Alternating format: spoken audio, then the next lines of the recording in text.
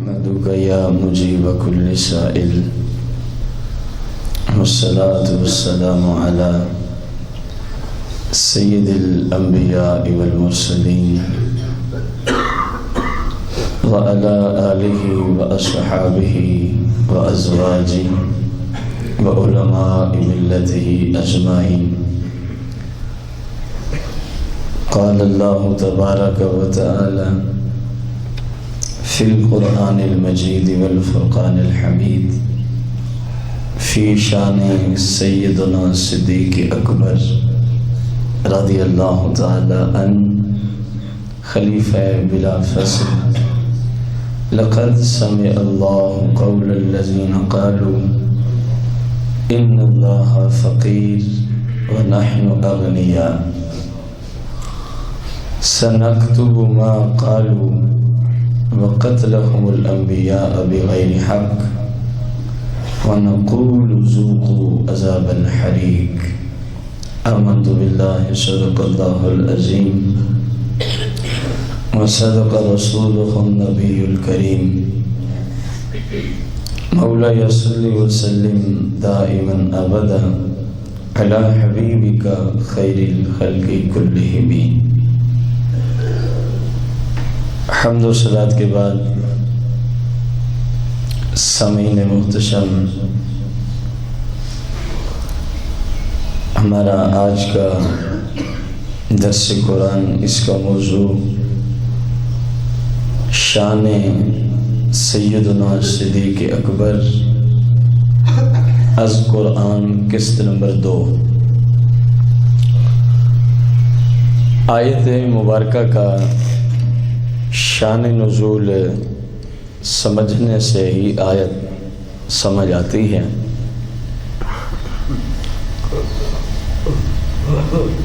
سرکار دو جہاں مالک کون و مکان صلی اللہ علیہ وآلہ وسلم نے حضرت سیدنا ابو بکر صدیق رضی اللہ تعالی عنہ کو ارشاد فرمایا کہ یہ میری طرف سے پیغام ہے، آپ اس کو یہودیوں کے فلاں محلے اور فلاں لوگوں تک پہنچا دیں. پیغام کیا تھا؟ فرمایا کہ یدعوہم الی الاسلام وَإِلَىٰ إِقَامِ الصَّلَاةِ وَإِيتَاءِ الزَّكَاةِ، کہ انہیں جا کے اسلام کی طرف دعوت دو اور انہیں کہو نماز قائم کریں، زکوٰۃ دیں اور قرض حسنہ دیں. فدخل ابو بکر ذات یوم بیت مدراسہم، تو آپ تشریف لے گئے یہودیوں کے اس مکان میں جس جگہ وہ بیٹھتے تھے، اپنے دین کے اعتبار سے ایک دوسرے کو سمجھایا کرتے تھے. آپ کی آمد پر یہودیوں نے ایک آپس میں مشورہ کیا کہ آج ایک ایسا کام کیا جائے جس کا جواب ابو بکر صدیق کے پاس نہ ہو، جس کا جواب سیدنا ابو بکر صدیق کے پاس. ان بدبختوں نے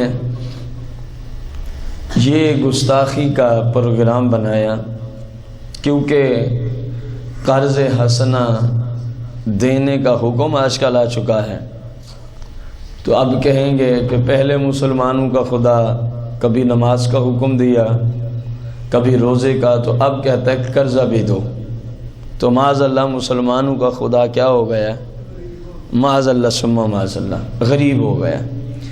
اب یہودیوں کے خیال میں ابو بکر صدیق رضی اللہ تعالی عنہ کے پاس اس بات کا کوئی جواب نہیں ہے. یہودیوں کے نظریے میں بھئی ایسی بات کریں گے جس کا ان کے پاس جواب ہی نہیں ہوگا. اب انہیں کیا پتا کہ تم کہہ رہے ہو جواب ہی نہیں ہے، وہ ایسا جواب دیں گے کہ تمہارے وہم و گمان میں بھی نہیں ہے. انہیں کیا پتا. جیسے وہ گستاخ رسول سلمان تاثیر، اس بدبخت کو کیا پتا تھا؟ اس کی زبان میں جو آیا اس نے بک دیا. اس کے وہم و گمان میں بھی نہیں تھا کہ مجھے اس طرح بھی کوئی جواب دینے والا یہاں ملے گا. لیکن یہ ہر گستاخ کو ہر وقت اپنے ذہن میں رکھنا چاہیے کہ میں نے جب اس انداز میں آ کے گستاخی کی کہ جو صریح کفر ہے، جو صریح کیا ہے؟ کفر ہے، تو سرکار کی عزت پہ مرنے والے کم نہیں ہوتے قیامت تک. یہ ان کے ذہن میں رہنا چاہیے. کوئی جہاں مرضی ہے، جب اس طرح آ کے بھونکے گا تو سرکار کا کوئی غلام اس کو ضرور پہنچ پائے گا. یہ تاریخ اس پہ گواہ ہے. جب کوئی اس طرح بھونکتا ہے جس طرح وہ بھونکا تھا سرکار دو جہاں صلی اللہ علیہ وسلم کی گستاخی میں، تو پھر دیکھا جو اسی کا محافظ تھا، جو اسی کا کیا تھا؟ محافظ تھا. کیونکہ اس کا محافظ صرف حکومتی اعتبار سے تھا.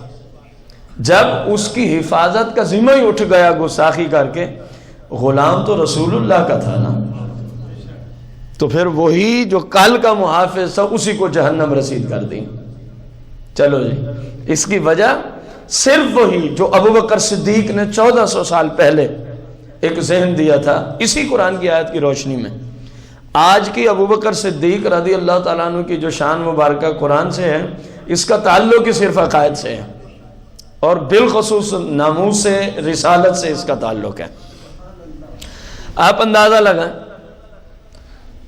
ابوبکر صدیق رضی اللہ تعالیٰ عنہ کے سامنے ایک یہودی نے یہ بکواس کی. کتنے نے؟ کہ اب سنا ہے مسلمانوں کا خدا غریب ہو گیا، معاذ اللہ. اب وہ قرض حسنہ کا تقاضا کرتا ہے، اب وہ قرض حسنہ کا تقاضا کرتا ہے.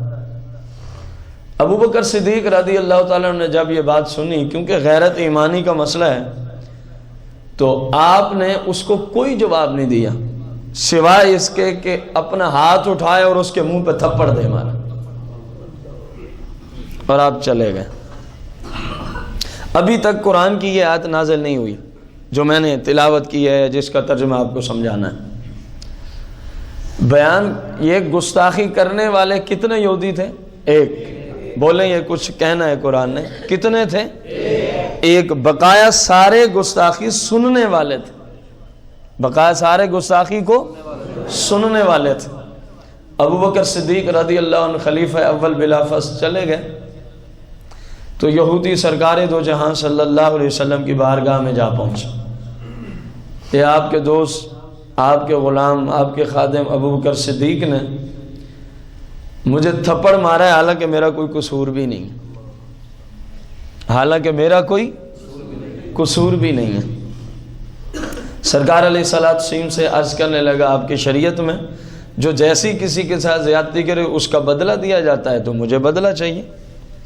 آپ علیہ الصلوۃ والسلام نے ابوبکر صدیق کو بلایا، فرمایا کہ اے ابوبکر، آپ پر ان کا یہ دعویٰ ہے کہ آپ نے ان کو تھپڑ مارا ہے اور ان کا کوئی قصور بھی نہیں ہے.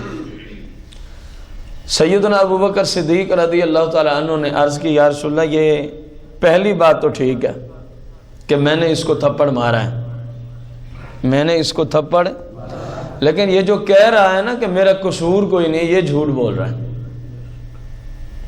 اس نے اللہ کی شان میں گستاخی کی ہے، میرے ایمان کی غیرت نے برداشت نہیں کیا، میں نے اس کو تھپڑ رسید کر دی. اب وہ یہودی، پتہ ہے یہودی بڑے چلاک ہوتے ہیں، بہت زیادہ چلاک.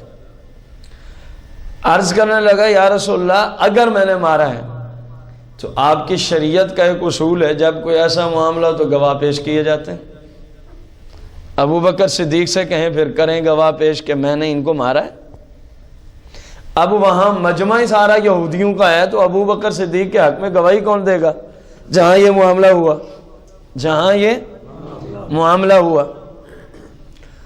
ابوبکر صدیق نے عرض کی، یا رسول اللہ، یہ تو سارے بدمعاش ہی بیٹھے تھے، میرے حق میں کون گواہی دے گا؟ یہ سارے یہودیوں کی وہاں پہ مجمع تھا. سرکار مدینہ علیہ الصلوۃ والسلام نے فرمایا، میں یہ تو جانتا ہوں کہ آپ سچے ہیں، لیکن شریعت کا تقاضا جو ہے وہ ظاہر پر ہوتا ہے، باطنیت کے ساتھ فیصلوں کا کوئی تعلق نہیں ہوتا. باطن کی دنیا میں رسول اللہ کو پتا ہے کہ اس نے گستاخی کی ہے تبھی انہوں نے مارا ہے، لیکن شریعت کا جب فیصلہ ہوتا ہے وہ باطن پہ نہیں کیا جاتا، اس کے لیے ظاہر کو گواہ بنایا جاتا، ظاہری طور پہ گواہ درکار ہے، ظاہری طور پہ گواہ درکار ہے۔ یہ اصول ہے ہماری شریعت کا کہ باطن کو دیکھ کے فیصلے نہیں ہوتے، باطن کو دیکھ کے فیصلے ہوتے ہیں ظاہر میں کیا ہوا ہے، فیصلے ہوتے ہیں ظاہر میں کیا ہوا ہے۔ اب سرکار علیہ السلام جاننے کے باوجود فرما رہے ہیں ابو بکر گواہ درکار ہے، ابو بکر، کیونکہ فیصلہ ظاہر پہ ہوتا ہے۔ اب گواہ ادھر ہے کوئی نہیں، ایک طرف یہودی کھڑا ہے، دعویٰ کیا ہوا ہے خلیفہ اول بلا فصل پر، دوسری جانب خلیفہ اول بلا فصل شہنشاہ صداقت ہیں اور فیصلہ کرنے والے تاجدار انبیاء۔ اب ضرورت کس چیز کی ہے؟ گواہ کی۔ اے خلیفہ بلا فصل تیری شان پہ قربان کر، آپ کی سچائی کی گواہی کی حاجت، فیصلہ ہو جانا ہے۔ دیکھو یہ عربی مفسرین کو میں لایا ہوں، اردو کی تفسیروں نا بندے یہ بات کہہ کے ٹال دیتے ہیں اپنے گھر کی اٹھائی ہوگی، اور عربی میں تو اپنے پرائے کی بات ہی نہیں ہوتی، عربی تفاسیر میں تو اپنے پرائے کی، کیونکہ ہم اجمی ہیں، ہم کیا ہیں؟ اپنا بقول تمہارے وہی ہوگا نا جس پہ تم نے بریلویت کا الزام لگایا ہوگا۔ یہ الزام ہے ہمارے مسلک پر کہ ان کا مسلک بریلوی ہے، ہمارا مسلک اہل سنت و جماعت ہے۔ بریلوی جو ہے یہ بریلی کی طرف ایک نسبت ضرور ہے، جس طرح کوئی لاہوری ہے، کوئی قادری ہے، کوئی جناب سعیدی ہے، کوئی فریدی ہے، یہ نسبت ہے، مسلک تھوڑی ہے۔ یہ مسلک ہمارا اہل سنت و جماعت ہے، اہل سنت و، اور فقہ میں ہم مقلد سیدنا ابو حنیفہ امام اعظم محمد نعمان بن ثابت رضی اللہ عنہ کے، اس لیے حنفی ہیں۔ اب بھائی یہ نسبت ہے، مسلک نہیں ہے۔ اگر کوئی کہے یہی مسلک ہے پھر تو آپ کا مسلک صرف 100 سال پرانا ٹھہرا، امام احمد رضا خان صاحب سے ہی نسبت ہے نا، پھر تو ہمارا مسلک معاذاللہ 100 سال پرانا ٹھہرا۔ ایسی بات نہیں، یہ نسبت ہے، اور شریعت میں نسبت کا بڑا لحاظ ہے، اور شریعت میں نسبت کا بڑا فیض پہنچتا ہے نسبت سے، لیکن ہمارا مسلک نہیں ہے، مسلک ہمارا اہل سنت و جماعت ہے۔ اب اندازہ لگائیں عربی مفسرین کرام نے اس آیت کا شان نزول، یہ معاملہ ہو رہا ہے، ایک طرف یہودی ہیں، دوسری جانب ابو بکر صدیق ہیں، اور بڑا اہم فیصلہ ہے، اور فیصلہ فرمانا ہے رسول کریم صلی اللہ علیہ وسلم کی ذات مبارکہ نے۔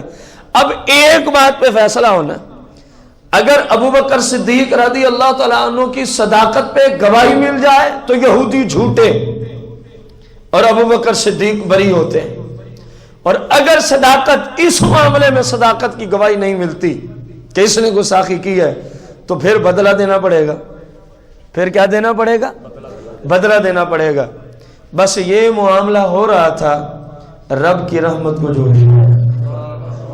رب کی رحمت کو اندازہ لگائیں، جو ایمان کے تقاضوں کو پورا کرتے ہیں، جو ایمان میں تقاضے ہیں کہ گستاخوں کو معافی نہیں ہے، گستاخوں کو معافی نہیں ہے، جو ان تقاضوں کو پورا کرتے ہیں، رب کی رحمت ان پہ کس طرح برستی ہے۔ آج تک کبھی سنا ہے کہ کسی کے معاملے میں فیصلہ ہو رہا ہو اور گواہی پر سارا نظام کھڑا ہو اور اس بندے کے حق میں گواہی رب نے دی ہو؟ کبھی سنا ہے؟ آج سن لو، ابو بکر تیری شان کیسی ہے، جب آپ کی صداقت کی گواہی کی باری آتی ہے تو رب قرآن بھیج کے خود گواہی دیتا ہے، محبوب ابو بکر سچے ہیں، محبوب ابو بکر۔ قرآن ہے، کوئی بندہ اگر ہمارے اس شان نزول سے اختلاف کرے تو کم از کم جو میں نے شان نزول بیان کیا، قرآن کی آیت کا ترجمہ ہی دیکھ لیں تو آپ کو سمجھ آئے گا کہ اس کا شان نزول یہی ہے، اس کے سوا ہو ہی کوئی نہیں سکتا، اس کے سوا ہو ہی کوئی نہیں سکتا۔ اب جبریل امین آ گئے، لقد سمع اللہ، یہ آیت لے کے آ گئے۔ البتہ تحقیق اللہ نے سنا ہے، اللہ نے قول الذین، ان لوگوں کی بات کو، اندازہ لگائیں ان لوگوں کی، میں اس گرامر پہ آتا ہوں، پہلے ترجمہ پورا ہو جائے۔ قالو، جنہوں نے کہا، حالانکہ جس نے کہا، بات سمجھ رہے ہیں، اس گرامر پہ ہم نے آنا۔ قالو، جنہوں نے کہا، ان اللہ فقیر، بے شک اللہ کیا ہو گیا ہے، معاذ اللہ، ونحن اغنیا، ہم تو امیر ہیں، ہم تو، کیونکہ وہ قرض حسنہ مانگتا ہے کہ اب جو غریب ہیں ان کو قرض حسنہ دو، تمہیں اللہ اجر دے گا، تمہیں اللہ کریم کیا عطا فرمائے گا، اجر دے گا۔ کوئی بندہ شان نزول جو ہم نے عرض کیا اس سے اتفاق نہ بھی کرے، کم از کم قرآن کی آیت کو تو ہر مسلمان مانتا ہے نا۔ اب جو میں نے شان نزول عرض کیا کہ انہوں نے کہا اللہ فقیر ہو گیا، قرآن میں وہی بات آئی ہے کہ نہیں ہے؟ اندازہ لگائیں آپ، شان نزول کسی مفسر کا نام آنے، اگر کوئی بدمعاش، کیونکہ میں نے آگے بہت کچھ کہنا ہے جس وجہ سے میں یہ جملے بول رہا ہوں، اگر نہیں ماننا شان نزول کسی مفسر قرآن کا نہ مان، پھر تجھ پہ سوال ہے کہ ضرورت ہے گواہی کی، صدیق اکبر کی سچائی کے معاملے میں، تو اب پھر لقد سمع اللہ، تحقیق اللہ نے سنا ہے، یہ پھر کس واقعے کی طرف اشارہ ہے؟ اور اس کا شان نزول تو ہی بیان کر، کیا سنا ہے جو صدیق اکبر نے عرض کی ہے؟ قول الذین قالوا ان اللہ فقیر، ان لوگوں کی گفتگو کو اللہ نے سنا ہے جنہوں نے کہا کہ اللہ فقیر ہو گیا ہے، اب قرض حسنہ مانگتا ہے۔ اب کیا مانگتا ہے؟ ابو بکر صدیق یہی عرض کر رہے تھے، نہیں کر رہے تھے؟ یا رسول اللہ، انہوں نے ہمارے رب کی شان پہ توہین کی ہے، گستاخی کی ہے کہ ان کا رب فقیر ہو گیا، مجھ سے برداشت نہیں ہوا، میں نے اس کے منہ پہ تھپڑ مار دیا ہے۔ اب قرآن وہی جملے مینول لوٹا رہا ہے کہ نہیں لوٹا رہا؟ قرآن میں آج تک وہی جملے موجود ہیں کہ نہیں ہیں؟ تو معلوم ہوا کسی مفسر پہ اعتماد اگر رافضیت کو نہیں ہے، نہ ہو، کم از کم قرآن تو وہی ہے جو اللہ نے نازل فرمایا تھا، اور جو یہ نہ مانے وہ ویسے ہی کافر ہے، اسے کلام ہی نہیں ہے۔ جو کہے کہ سرکار پہ اور قرآن آیا تھا ہمارے پاس اور ہے، وہ ویسے ہی کافر ہے، اس سے کلام ہی نہیں ہے مسلمان کا۔ ایک بت پرست سے ہم ابو بکر صدیق کی شان میں کیا کلام کریں گے؟ بت پرست میں، بت کو سجدہ کرنے والے میں، اور جو کہے سرکار پہ قرآن جو نازل ہوا تھا وہ کچھ اور تھا، اس میں حروف الفاظ کچھ اور تھے، اور جو ہمارے زمانے میں ہمارے پاس موجود ہے اس میں حروف الفاظ اور ہیں، اس مشرک اور اس کافر میں اسلام کی روشنی میں کوئی فرق نہیں ہے۔ اب ایک بندہ بت کو سجدہ کر رہا ہے، بندہ اس کو کہے جی صدیق اکبر کی یہ شان ہے، صدیق اکبر کی یہ شان ہے، یہ تو کلام ہی لغو ہے اس بدبخت سے کرنے کی حیثیت سے۔ اور جو اللہ کو نہیں مانتا وہ اللہ کے بندے کی شان کو کیا مانے گا؟ بات سمجھ آ رہی ہے کہ نہیں آ رہی؟ اس سے اس انداز میں گفتگو کرنا کہ ابو بکر صدیق کی یہ شان ہے، آپ کی یہ فضیلت ہے، وہ ابو بکر کے رب کو ہی نہیں مانتا جو بت کو سجدہ کر رہا ہے۔ کس کو؟ بت کو۔ اب اس بت پرست اور جس کا یہ عقیدہ ہے، اور ایک کثیر تعداد ہے جن کا یہی عقیدہ ہے، جو کہتے ہیں وہ قرآن اور تھا اور یہ قرآن اور ہے، خدا کی قسم ہے اس بت پرست میں اور جس کا یہ عقیدہ ہے کہ وہ اور قرآن تھا یہ اور قرآن ہے، ان دونوں کے کافر ہونے میں ذرا برابر بھی شک نہیں۔ برابر کے کافر ہیں، برابر کے کیا ہیں؟ کافر ہیں۔ اور جس طرح وہ بت پرست کے جہنمی ہونے میں کوئی شک نہیں ہے، اور ہمیشہ جہنمی ہونے میں کوئی شک نہیں ہے، جو قرآن کے بارے میں یہ نظریہ رکھے اس کے ہمیشہ جہنمی ہونے کے بارے میں کوئی جو شک کرے گا وہ ساتھ اس کے دوزخ میں جلے گا۔ کیوں؟ جو کسی کے صریح کفر میں شک کرے وہ خود کافر ہوتا ہے۔ مثال کے طور پر ایک بندے نے کہا معاذ اللہ یہ شمس جو ہے یہ میرا رب ہے، میں اسی کی عبادت کرتا ہوں، ہمارے پاس یہ اس کا نظریہ پہنچا، اگر ہم شک کریں پتہ نہیں یار یہ کافر بھی ہے کہ نہیں ہے، تو ہم خود کافر ہو جائیں گے۔ کیونکہ یہ صریح کفر ہے. ہر مسلمان کو پتا ہے کہ سورج رب نہیں ہے بلکہ رب کی مخلوق ہے, بلکہ رب کی کیا ہے؟ مخلوق ہے. تو جب صریح کفر کسی کا آپ تک پہنچ جائے اور آپ پھر بھی تردد میں ہوں, پتہ نہیں مسلمان ہے کہ نہیں ہے, تو پھر آپ کی خیر نہیں ہے. اسلام کا فتویٰ یہ ہے من شک فی کفرہ و عذابہ فقد کفر. جو ایسے گستاخ کے کفر جس کی گستاخی حد کفر کو پہنچی ہوئی ہو اور آپ کو علم بھی ہو, آپ کو علم بھی ہو, جس طرح میں نے ابھی مثالیں آپ کے سامنے رکھی, وہ عذابی, اور اس کے عذاب میں من شک, جو بھی شک کرے گا فقط کفر, وہ خود اسلام سے خارج ہے, وہ خود اسلام سے کیا ہے؟ خارج ہے. اب قرآن کو ماننے والا جو ہے اس سے ہمارے یہ گفتگو ہے. جو قرآن کو نہیں مانتا اس بے ایمان سے ہم کلام ہی نہیں کرنا چاہیں گے. قرآن نے وہی جملے لوٹائے جو سیدنا ابو بکر صدیق رضی اللہ تعالیٰ نے عرض کی ہے. یا رسول اللہ کی شان میں کیا کی ہے؟ یہ کہہ رہا تھا کہ اللہ غریب ہو گیا, بس میری غیرت ایمانی نے برداشت نہیں کیا, میں نے اس کو اس وجہ سے تھپڑ مارا ہے. جب جبریل یہ آیت لے آئے محبوب دو عالم صلی اللہ علیہ وسلم کی بارگاہ قدسیہ میں, تو محبوب دو عالم صلی اللہ علیہ وسلم نے فرمایا اے ابو بکر مبارک ہو, آپ کی گواہی رب نے عطا فرما دی ہے. آپ کی گواہی اللہ فرما رہا ہے کہ صدیق سچا ہے, ابو بکر سچے ہیں, خلیفہ اول بلا فصل, یہ میں کہہ رہا ہوں, سچے ہیں. تمام انبیاء کے بعد من حیث الکل جس کو اللہ نے شان سے نوازا ہے, فضیلت رتبے سے نوازا ہے, محبوب علیہ السلام فرما رہے ہیں اللہ فرما رہا ہے کہ آپ کا یہ غلام سچا ہے. ابو بکر صدیق تیری شان پہ قربان کہ آپ کی صداقت کی بات آئی تو گواہی رب نے عطا فرمائی, اور صرف حدیث قدسی کے درجے میں نہ فرمائی, حالانکہ حدیث قدسی بھی تو جبریل ہی لایا کرتے تھے. قرآن نازل فرمایا تاکہ قیامت تک کے لوگوں کو نصیحت ہو جائے, عقل آ جائے کہ کچھ کا کچھ ہو جائے. اس بندے کے بارے میں کوئی ایسا ویسا گمان نہ رکھنا, یہ تو ایسی ہستی ہے جس کو رب نے صدیق کہہ دیا ہے, جس کو رب نے سچا فرما دیا ہے. بدماشو, جس کو اللہ سچا فرما رہا ہے, قرآن میں گواہی دینے کے لیے آیت کو نازل فرما رہا ہے, آج اسی ہستی پہ تمہارا کفر کا فتویٰ ہے.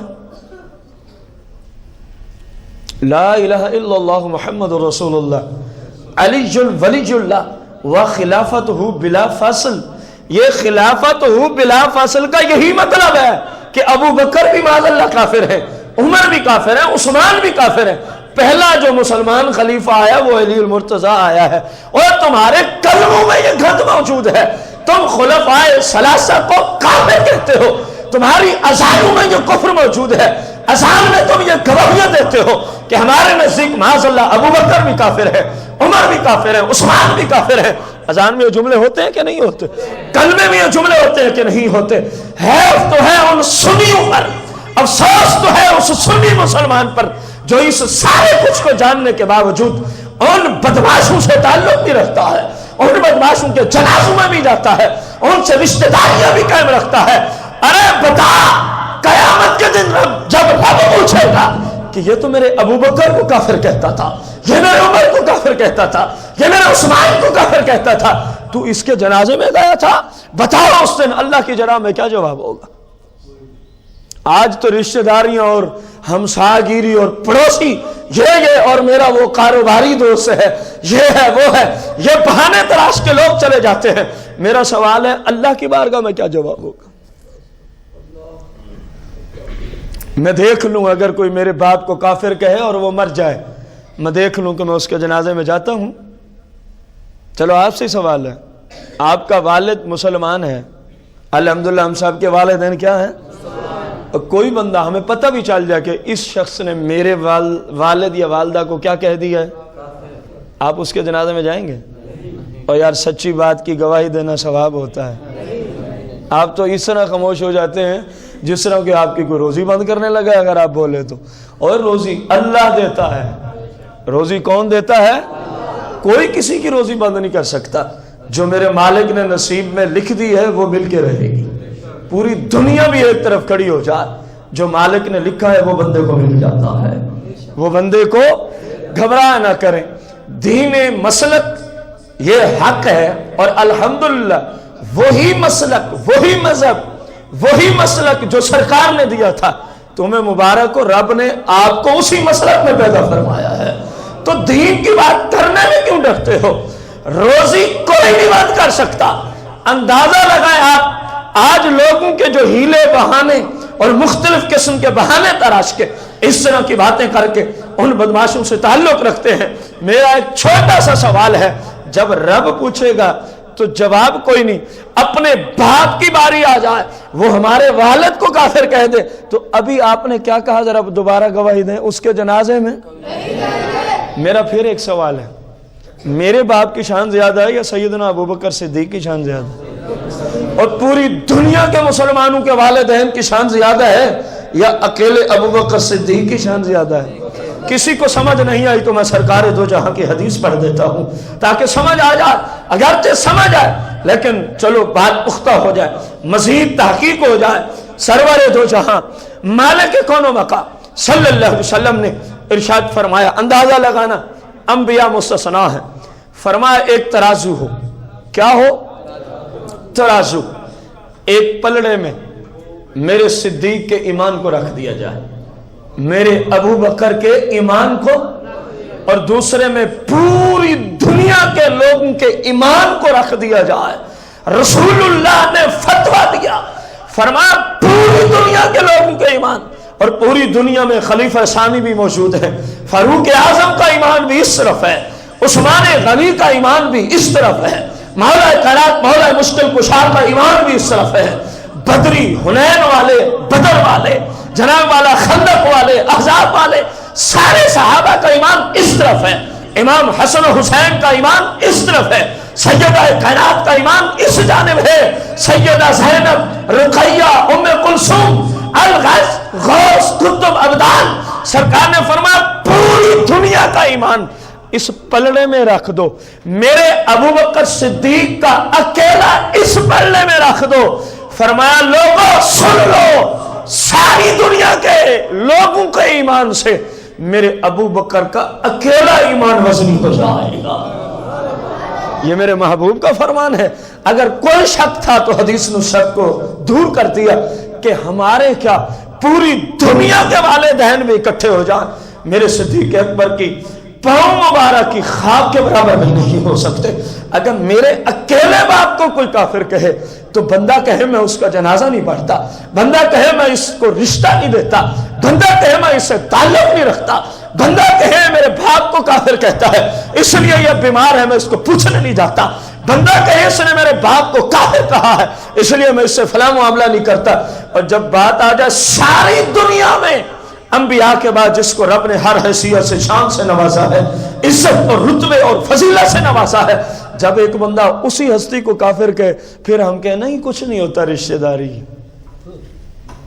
یہی کچھ ہو رہا ہے مسلمانوں میں، جو کر رہے ہیں جب وہ عمر فاروق جیسی ہستی کو کافر کہنے والا مرتا ہے پھر ہم کہتے ہیں کوئی نہیں یار پڑوسی تو ہے، یہ تو مولویوں کے چکر ہیں جی، فلاں کی نہیں پڑھنی تو فلاں کے پیچھے نہیں پڑھنی تو فلاں کے اوپر نہیں پڑھنی۔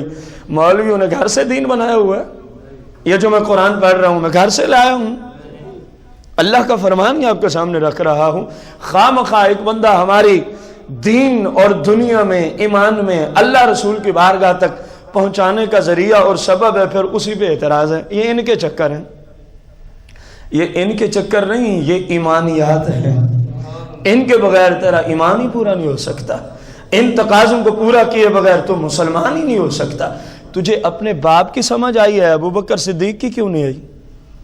معلوم ہوا تیرا ایمان نہیں پختہ، کیونکہ باپ سے خونی رشتہ ہے، وہاں تجھے سمجھ آئی ہے۔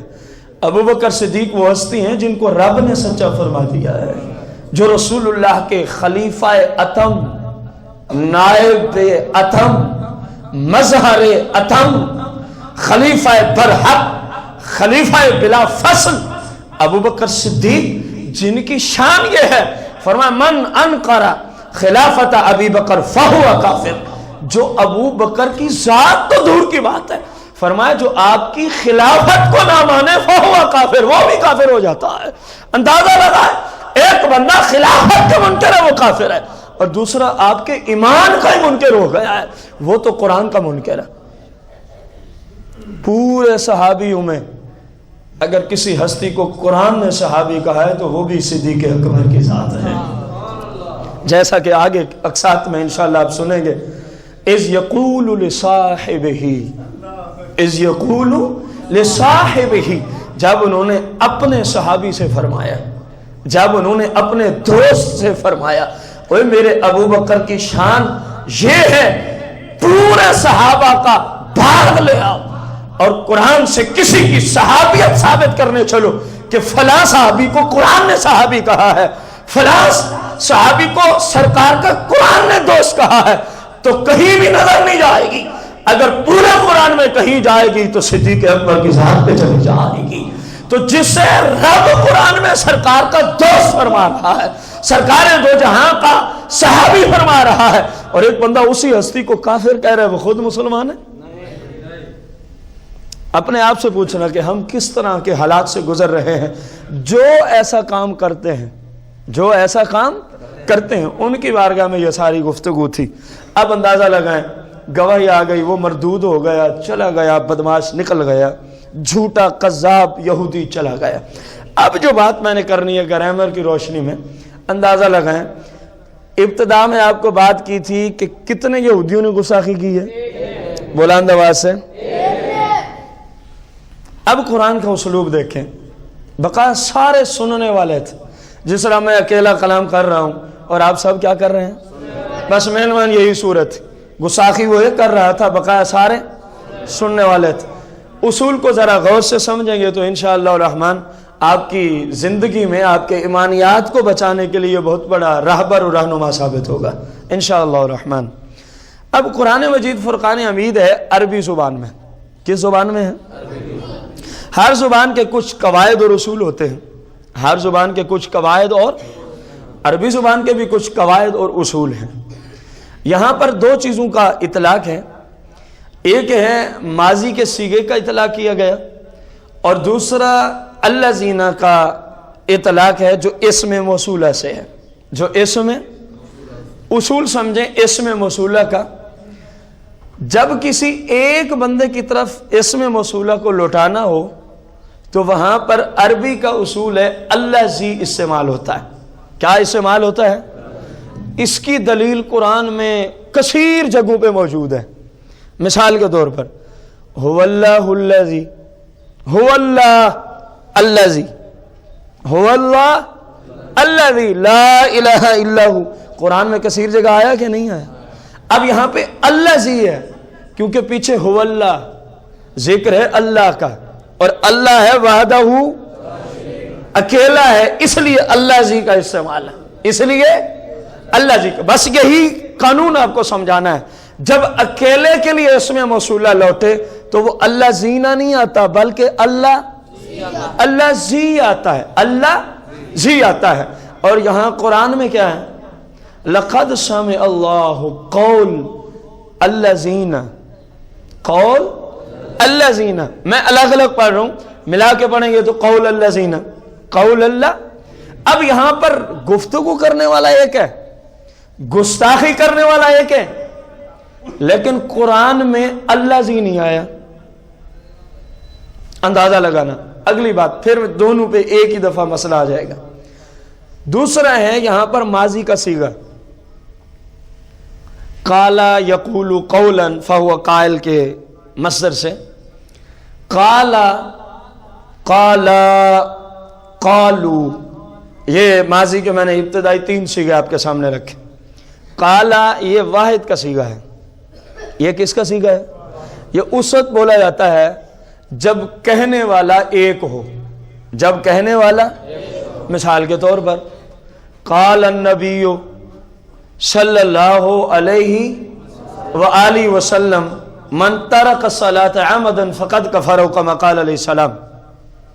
اب دیکھیں کہنے والا ایک ہستی ہیں سرکار دو جہاں، تو لفظ کون سا آیا ہے؟ قالا۔ یہ کثیر بار آپ نے علماء سے سنا ہوگا، قال النبی صلی اللہ علیہ وسلم، قال اللہ تبارک و تعالی فی القرآن المجید والفرقان الحمید، سنا ہے نا؟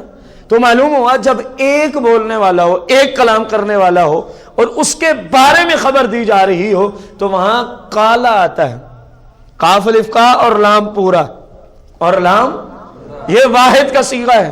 بھئی ایک بندے نے کہا، ایک بندے نے، اور قالا کاف الف کا اور لام کے ساتھ الف آ جائے تو یہ تثنیہ کا صیغہ. اب مانا ہے دو بندوں نے کہا. اب مانا ہے قرآن میں کیا آیا ہے؟ گستاخی یہ کر رہا ہے، قول الذین قال ان اللہ فقیر، یہ قرآن میں نہیں ہے. قال ان اللہ فقیر، چلو تثنیہ کا صیغہ ہو جائے، قرآن میں نہیں ہے. قالو قرآن میں کیا ہے؟ جمع کا صیغہ ہے. اب اصول سمجھیں، گستاخوں کے دروس میں جانے والوں اب اصول سمجھو قرآن کا. گستاخان کے محافل میں، ان کی مجالس میں جانے والوں، بیٹھنے والوں، mobile, internet, cable, T V, radio, مختلف ذرائع سے گستاخوں کے لیکچر سننے والوں، اب قرآن کا اصول سیکھو. گستاخی ایک کر رہا ہے، بقایا سارے بولے، بقایا سارے. اللہ کریم نے سب کو ایک ہی صف میں کھڑا کر دیا. فرمایا میرے نزدیک گستاخی کرنے والا، میرے نزدیک گستاخی سننے والا سب کے سب برابر ہے. تبھی تو اللہ زینا اور قالو آیا ہے، ورنہ اللہ زی اور قالا آتا. اللہ زی اور کائنات میں کوئی مائی کا لال نہ پیدا ہوا ہے نہ قیامت تک پیدا ہو سکتا جو اس اصول کو توڑ دے کہ ایک بندے کے لیے قالو بھی آتا ہے. یہ تو ایسے ہی ہے بندہ کہے، خیر وقت کافی طویل ہو جائے گا. ایک بندے کے لیے قالو کسی صورت آ سکتا، ایک بندے کے لیے اللہ زینا آ سکتا، بلکہ اللہ زی جس طرح قرآن سے میں نے مثال دی، هو اللہ الذی لا الہ الا ہو، اللہ ایک ہے تو اللہ زی آیا ہے. اور اسی طرح قالا کی میں نے مثال دی، قال النبی صلی اللہ علیہ وسلم، کیونکہ سرکار کی ذات ایک ہے تو قالا. قال اللہ تبارک و تعالی فی القرآن المجید والفرقان الحمید فی شان حبیبی علیہ الصلوۃ والتسلیم. اللہ نے فرمایا کیونکہ اللہ ایک ہے تو قالا، یہاں پر اللہ زینا بھی ہے، قالو بھی ہے. تو بس قرآن نے آپ کو، مجھے، پوری دنیا کے مسلمانوں کو اصول دیا ہے کہ مت سمجھنا، یہ اصول مت بھول جانا کہ جو گستاخی کر رہا ہے مجرم وہ ہے. اللہ نے فرمایا جو گستاخ سے سنتا ہے ہمارے ہاں دونوں برابر کے شریک. ہم تو قرآن سننے گئے تھے تو قرآن اپنے مذہب میں تجھے نہیں ملتا. ہم تو حدیث سننے گئے تھے، مسئلہ کہ اہل سنت میں تجھے علماء حدیث نہیں سناتے. جو مجالس میں جاتے پتہ ہے آگے کیا ہے، چند باتوں سے بات. ہم تو امام حسین کی شان سننے گئے تھے. ارے اللہ تجھے ہدایت دے، تیرے مسلک میں کمی ہے امام حسین کی شان کی کہ تو غیروں کے گھر کو جا کے دستک دیتا ہے. شان وہاں سن جہاں اللہ کی لعنت تو نہ اترتی ہو. وہ بھی کوئی شان ہے جس محفل میں اللہ کی لعنت اتر رہی ہے. جھوٹی روایات، من گھڑت روایات اور کفریات کو بکتے ہیں. تم کہتے ہو ہم تو امام حسین کی شان سننے گئے تھے. امام حسین کی شان سننی ہے تو آپ مسئلہ کہ اہل سنت کے پاس آ. تجھے قرآن پڑھ کے سنا ہے، تجھے رسول کی حدیث پڑھ کے سنا ہے، اور پتہ چلے کہ میرا امام لجپال، میرا پیر حسین کس شان کا مالک ہے. یہ سب شیطان کے جال ہیں جس میں مختلف انداز سے لوگوں کو اس نے کیا کر رکھا ہے، پھنسا رکھا ہے. تو قرآن کی روشنی میں اتنا تو سمجھ آ گیا ہوگا کہ نہ گستاخی کرنی ہے نہ گستاخی سننی ہے. آیا سمجھ کے نہیں آیا؟ نہ گستاخی کرنی ہے نہ گستاخوں کے پاس بیٹھنا ہے، جانا ہے. لاکھ کہیں درس قرآن ہو رہا ہے، جب پتہ ہے ہی گستاخ تو کوئی نہ کوئی بکواس ضرور کرے گا. کوئی نہ کوئی گستاخ. ایک اللہ کے ولی کا قول ہے، فرمایا کہ لوگوں کتا ہو، کیا فرمایا؟ کتا ہو اور نہ بھونکے، یہ ناممکن بات، یہ ناممکن بات ہے. ایک عام اصول دیا کہ کتا ہمیشہ بھونکتا ہی ہے، کتا ہمیشہ. تو گستاخ ہمیشہ بھونکتے رہتے ہیں. گستاخ ہمیشہ.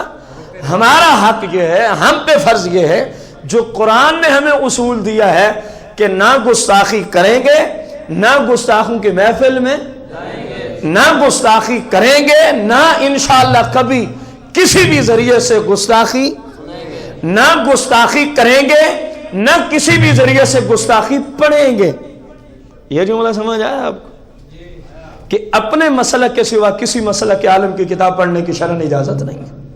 اس لیے یہ جملہ بولا، نہ گستاخی کریں گے نہ کسی گستاخ کی کتاب کو بس پڑھنا ہے، اپنے مسلک کے علماء کی کتابوں کو. آپ بتائیں کس موضوع پہ آپ کو اپنے مسلک کی کتاب درکار ہے؟ ہیلے بہانے ہی ہے نا، اپنی تو ملتی نہیں ہے. آپ نے پوچھا کس سے؟ پوچھے کس سے؟ خود بخود مجھے نہیں ملی. یہ آپ نے اپنے علم کے مطابق فیصلہ کیا کہ مجھے پتہ نہیں ہے. مجھے اب یہاں آپ 45 لاکھ روپے کی گاڑی باہر کھڑے کر دیں اور چابی آ کے مجھے دے دیں، جائیں جی آپ داتا صاحب جانا ہے، چلو آج اس گاڑی پہ چلے گئے. مجھے اس کا کیا فائدہ ہے جب مجھے چلانی نہیں آتی؟ جب مجھے چلانی نہیں آتی بندہ کہ جی گاڑی تو بڑی خوبصورت ہے، گاڑی تو بڑی مہنگی ہے، سب کچھ ٹھیک ہے، آپ جاتے کیوں نہیں؟ او یار مجھے چلانی نہیں آتی. اب میں کسی چلانے والے سے ہی رابطہ کروں گا نا. تو بھائی صاحب جب دین کا معاملہ ہو تو جاننے والوں سے ہی رابطہ کیا جاتا ہے. ہر شعبے میں یہی اصول ہے، جب خود سمجھ نہ آئے تو سمجھ والوں سے رابطہ کیا جاتا ہے. تو دین میں کیوں نہیں کیا جاتا؟ پنکھا خراب ہوا پھر خود اس کو ٹھیک کر لیا کرے. وہاں سمجھ آتی ہے کہ جاننے والا الیکٹریشین ہے، اس کے پاس جانا پڑے گا. خود جاؤں گا تو مر جاؤں گا. اور جب دین کا معاملہ ہو جو ذہن میں آ گیا کر گزرے. ٹھیک ہے میرے بھائی، یہ آپ کے ایمان عقیدے کا مسئلہ ہے، اس میں بھی جاننے والوں کے پاس جانا چاہیے کہ یہ مسئلہ درپیش ہے، اس طرح معاملہ ہے، اس فن، اس شعبے، اس مسئلے پہ کتاب درکار ہے. ہمیں کیسے ملے گی، کہاں سے ملے گی؟ آپ کو مسئلہ کہ اہل سنت کا جو مفتی ہے وہ آپ کو انشاءاللہ ضرور بتائے گا. ناممکن بات ہے آپ کے ذہن میں کوئی سوال اٹھے اور اس کا جواب آپ کے مسلک سے آپ کو نہ ملے، یہ ناممکن بات. اللہ کریم سے دعا گو ہیں جو سیدنا صدیق اکبر رضی اللہ تعالیٰ عنہ کی شان مبارکہ میں آج قسط نمبر 2 ہوئی. مالک کائنات مجھے آپ سب کو یہ اصول سیکھ کر سمجھ کر عمل کرتے ہوئے دوسرے مسلمانوں تک پہنچانے کی توفیق و ہمت عطا فرمائے. انشاءاللہ الرحمن شان صدیق اکبر از قرآن قسط نمبر 3 یہ جو جمعۃ المبارک آ رہا ہے اس کے خطبہ کے اندر انشاءاللہ الرحمن عرض کی جائے گی. اللہ کریم مجھے آپ سب کو صحابہ، اہل بیت، پنچن پاک، اولیاء عظام کی حقیقی الفت اور محبت عطا فرمائے. آمین بجاہ النبی الکریم علیہ الصلوۃ والتسلیم.